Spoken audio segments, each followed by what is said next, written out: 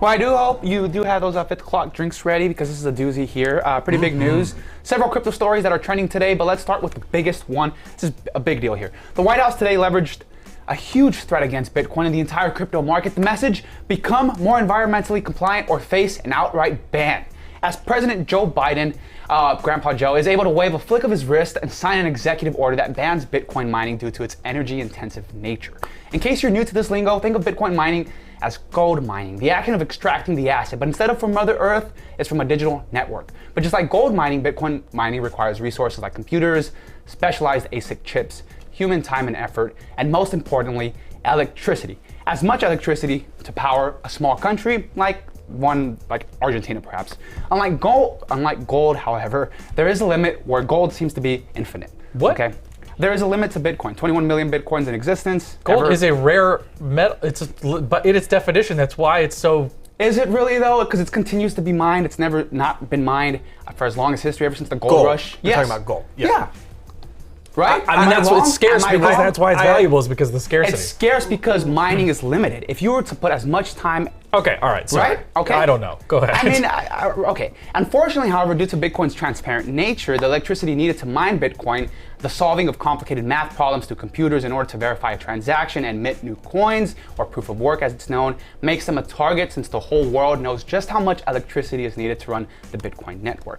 Side note, I guarantee you a lot more electricity and environmental waste is spent mining gold, or the entire fiat system for that matter. But since that information is hard to compile and not so transparent, no one targets those industries like Bitcoin. Anyhow, the White House is demanding change, but rather than enacting some ill-informed law or rule, they are requiring that the market leaders in crypto make the changes themselves, which had an extremely positive effect on the markets today. So this actually turned out to be good news. I saw an alert last night. It was like 8% up. Bitcoin 8% up. 10%, baby. Additionally, Gary Gensler, the head of the SEC, and former head of the SFTC, the Commodities Future Trading Commission, who is very well educated and well informed on the crypto markets, is calling for Congress to give more power to the CFTC in order to better regulate cryptocurrencies and trading platforms. All this again led to a spike of 10% in the Bitcoin price today. It's very good news. People want regulation. People are for regulation. People don't want to get screwed out of their assets that they hold on platforms. For instance, like people who held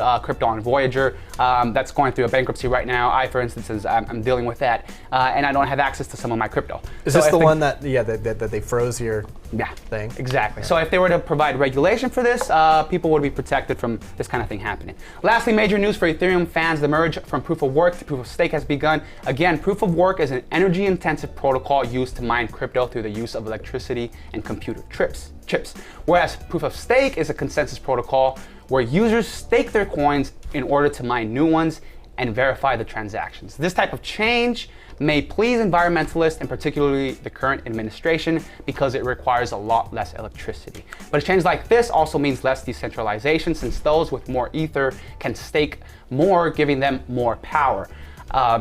A minority of folks, if you will. Whereas proof of work is more decentralized because it requires more participants across the network to review and approve transactions. Essentially, anyone with a mining rig can participate. This merge has been in the work for a long time, and if completed successfully, can have a ripple effect on other coins that run on proof of work, for instance, Bitcoin. I, however, believe Bitcoin will never switch from proof of work to proof of stake. In order for Bitcoin to become more environmentally friendly, I think there's other fashions to do so. For instance, Bitcoin mining in El Salvador is powered through volcanic energy and can be powered through other renewable sources like nuclear, if the world were to catch on. There's a lot of ifs in all of this today. Is there? Yeah. As much as I can understand it, which was not a ton, but I appreciate you doing it. I tried getting into the weeds a little detailed, but tell me, what other ifs are you trying to target? I'd love to. You said they could fix this if the world caught on to nuclear power, which is a big if, right? But the best way to get rid of a technology is to create a better one.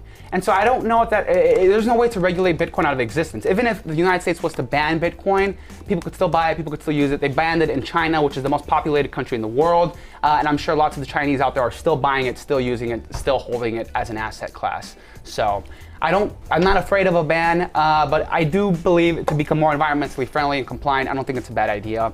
Again, it's up 10% today. The market's loving this news, and so hopefully this trend remains. So.